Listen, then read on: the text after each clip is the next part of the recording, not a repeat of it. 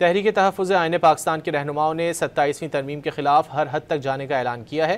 National press club اسلام آباد میں press conference کرتے ہوئے محمود خان اچکزئی نے کہا کہ کچھ لوگوں کو تاحیات استثنا چاہیے تو پھر احتساب کس کا ہوگا؟ آج رات سے احتجاج کریں گے۔ علامہ راجر ناصر عباس نے کہا کہ ملک فاشزم کی طرف جا رہا ہے، 27ویں ترمیم بدترین ترمیم ہے، سب لوگ احتجاج کریں۔ شروع ہو چکی، آج رات اتنی چیخ و پکار ہونی چاہیے تاکہ تمام پاکستان کے اقتدار کے جو ایوان لرز اٹھیں۔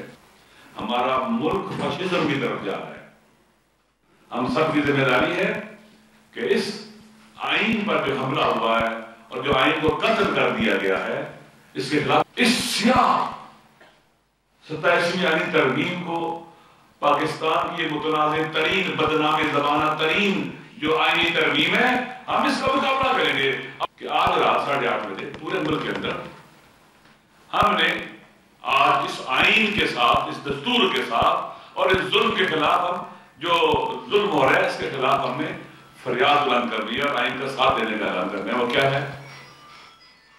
ایسے دستور کو، صبح بے نور کو میں نہیں مانتا، میں نہیں جانتا۔